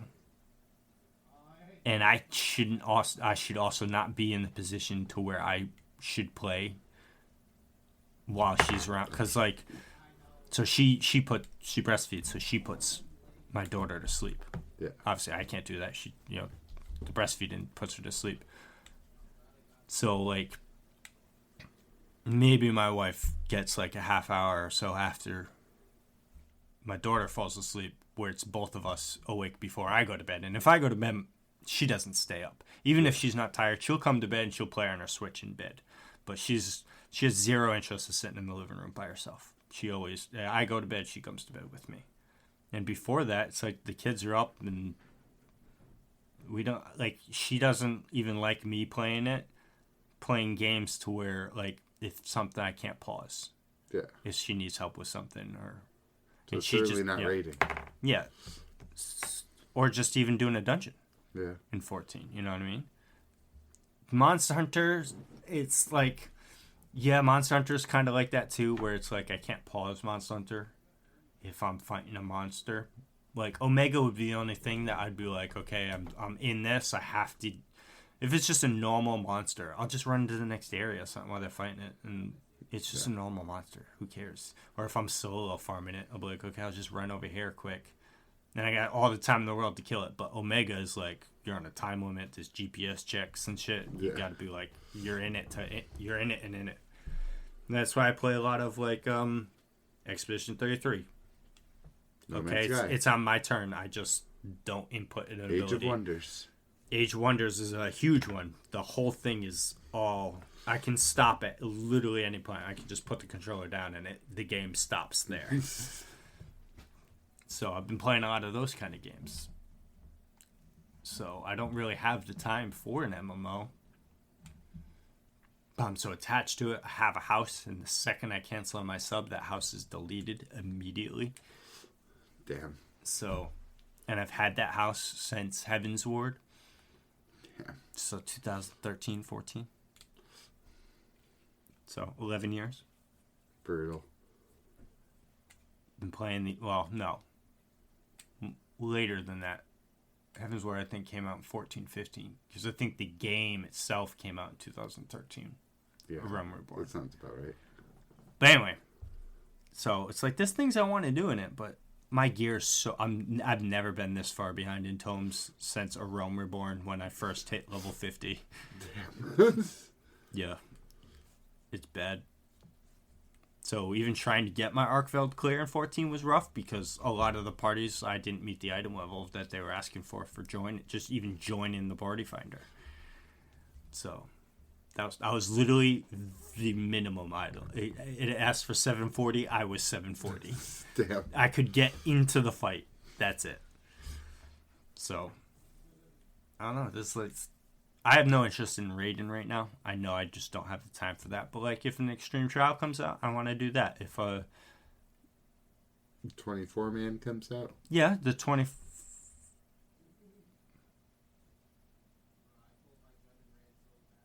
24-man did come out. Did I do it? Uh-oh. I had to have done it. Uh-oh. No, because I'm just thinking to myself right now, because this is the point... This is the 0.3 patch, right? So that would be the 24-man, because the new raid didn't come out. Maybe it did come out. And Maybe you have reason to play. Maybe I did do it, and I just did it once, got the clear, and just haven't done it again, like the weekly reclears. But like, there's a new deep dungeon, like a Palace of the Dead type thing. So there's still interest there. It's just getting on it and playing it, and I'm just like, I don't know. My go-to like online game right now is just Smite. Just come in, play a few matches. It's easy, it's quick. I have no commitment to Smite. You know what I mean? Yeah. It's just I just play Pred. It's just there when I need it. Same reasons though. Yeah. Just come in, play a few matches, dip out. That's it. But I don't know what's happening with my 14 life, but well, the future knows. Only time will tell. See if they bring out another an actual banger expansion. Well, I'll definitely play the expansion. Yeah, I know you will. Because we'll see how it is. Yeah, because playing expansion releases are so much fun. Yeah. Waking up early in the morning and being on like first thing in the morning. Everyone around the same areas. So many people and doing the things, and it's a really good time. And like everyone's, I kill it at the beginning of an expansion every time because I'm always caught up with everything. So this expansion came out. I got to the level cap. I did the 2 extreme trials that are there. I got the mount for one of them. I got the fucking weapon from the other one. I was there with the gear for my main class. And then I got one of each role and all of them geared. Nice. 10 item levels lower, so it's not the max item level. It's the cheaper currency. All of them were at that level. But now I log in and like some of the like my warrior is still only like a couple item levels higher than what he was when I started the expansion. You know what I mean? So it's when the expansion comes out, I kill it. But then as new content trickles in, my time and trickles down. You know what I mean? So I don't know. How would be? Yeah. It's hard for MMOs these days.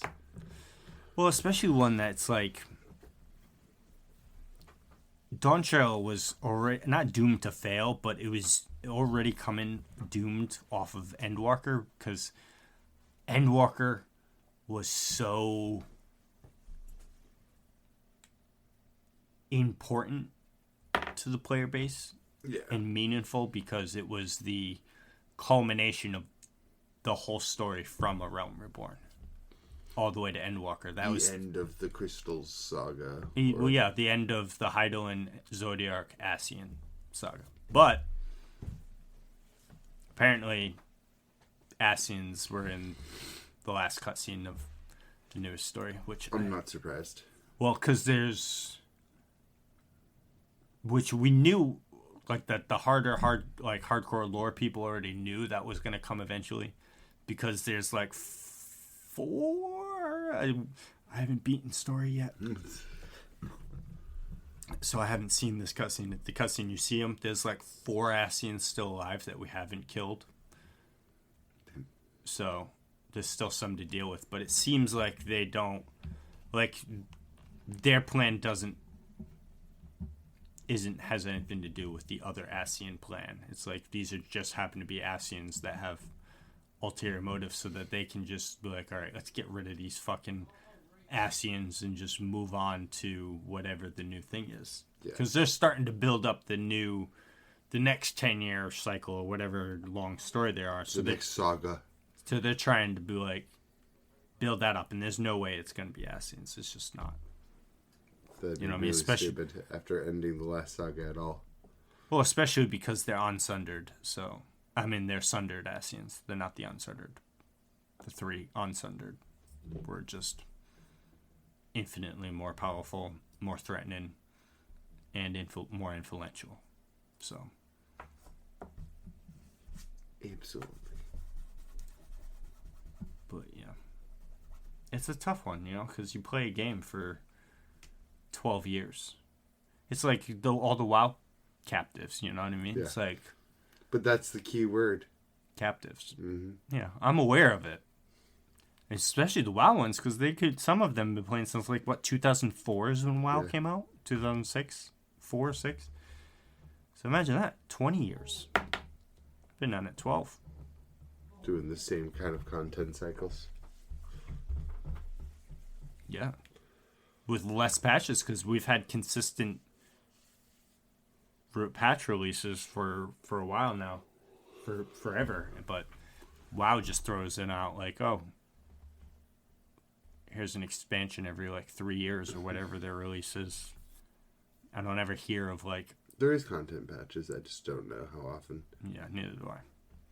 But I feel like I just don't hear. Well, maybe because I'm not part of the community, obviously. But like, I was following Asmongold for the longest time when he was playing WoW and stuff and doing other gaming content, and like, I would never hear him talking about, oh, this is a new WoW thing that's out. I'd be like, well, we're doing this thing from Burning Crusade, and I'm like, well, I know that's an old expansion. Yeah, the first expansion.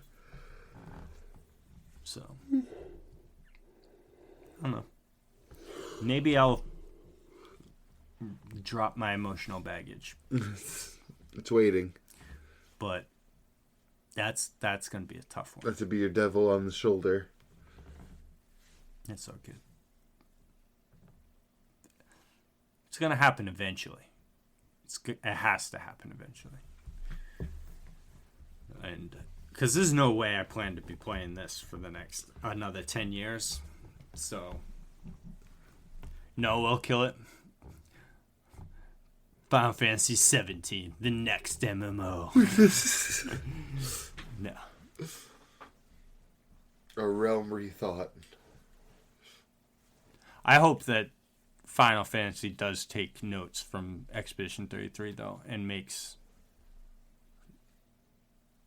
some decisions to go back to a turn-based thing. Because when you think of RPGs, Final Fantasy has always been like at the top of the talking board for RPGs, especially turn-based RPGs. Yeah. It's like Final Fantasy, but now you got Expedition 33 is just the one of, if not the best turn-based games ever, and it's like Metaphor was right behind it too. Yeah. Well, I mean, fucking Atlas has been that's what I mean. Atlas is kind of the one that stole the turn-based like crown. Yeah, because Final Fantasy hasn't been turn-based since 10. I mean, 12's turn-based. 12 is turn-based. Kind of, but yeah. And 13 and 13-2 are turn-based. It's modified turn-based. I get what they're trying, but yeah, because there's this one dude that I've seen since Expedition 33 came out, and the videos I happen to see is him not talking about it in a spoiler way, just like talking about gameplay and comparing it to Final Fantasy, and he's just been shitting on Final Fantasy, and I'm like, bro, shut up. It's like everything you're saying is just wrong. And it's like trying to say that like 16 was bad. It's like it sold like millions of copies. It's very popular. It was successful. You can't say that 16 wasn't successful. And you can't say that 16 is the first Final Fantasy game to turn away from their roots or try something new. Because every Final Fantasy since, well, 1, because Final Fantasy 1 was obviously a shot in the dark. It was what saved that company. Or I don't want to say it saved Squaresoft, but it saved the developer and team that was on it. It was like, this is our one go. So Final Fantasies 1 through 6 aren't too different. They just build off of each other and get better and better. Obviously, certain stories you could say even different. Like 7 is graphically different, but it's not like... No, but they took like... But the graphics difference is a leap, right? Yeah. And then 8. So like every new game, Final Fantasy has always tried to bridge the new thing of that time. You know, words better. I've heard videos about this too, but they're always pushing what's possible. Like 10 at the time, if you look at what games were around at the same time as 10, Final Fantasy 10 was fucking cutting edge shit, man. Gorgeous, and fully voice acted. One of the first fully voice acted games of all time, I think. Well, I Definitely probably in that shoot generation, of that like- generation, especially of like Japanese style games. I mean, Yeah. maybe they're Western games because 2010s, Final Fantasy X what, I have no clue. early 2000s. Yeah, and then like they took a huge jump with 12 with that fucking interactive turn-based, not turn-based Yeah, mix. we can move your character, but it's still turn-based. Yeah, and then they bridged off of that. It's like, here's the ATB system with 13. And then with 13 too, they're like, let's pull that back a little bit. Yeah, and then they went with 15. Even 13.3. Yeah, and 15 is basically Real time. real time. Yeah. It's got Kingdom Hearts pauses. elements in it because you can open the menu and pause the game. Yeah. So it's closer to Kingdom Hearts style turn-based because you can pause to do magic and pause to do items, and you can pause the combat in the middle while it's full time. And then there's 16. Where it's So it's Devil May Cry. Yeah. So every game has just been progressively pushing envelopes one way or the other with game styles. So they're always trying to explore new themes. So Well, they're just trying to get away from turn-based. They've said it that true, but I think turn-based is niche. well, yeah, because I don't think it was Square Enix that said it, but I think there was another developer said something. One time I heard him just saying that gamers don't want turn-based games anymore or whatever. I was like, well, that's just clearly not true. Because now look at Metaphor. That is a turn-based game. That's 100% a turn-based game. So is fucking Expedition 33. So is Persona 5. Persona 6 is going to be turn-based. Yeah. Persona 4 Golden Revival is going to be turn-based. Baldur's Gate. Baldur's Gate. Fucking, there's another one I'm thinking of. And Baldur's Gate's an even more complicated game than your average turn-based. Yeah, because it's all about D&D. Yeah. That game has ruined gaming for my wife. Yeah. In my eyes. Every game I play, she has to, because there's so many like options in Baldur's Gate to change story based on like how you talk and stuff like that. So she assumes that like any RPG, every other game ends up being like a BioWare game. Any other RPG that I'm playing has options to be like, oh, can you change? What flavor of dialogue do you want to get to the same outcome? Yeah. And I'm like, no, it doesn't have that. It's like, if you want that, go play old Dragon Age games, because fuck the new games. Old. Origins Free slaps. 2. I'd play Origins again. I would play 2 again. 2 is the only one I've played. It was good, yeah. It was alright. I liked it. And The Witcher 3.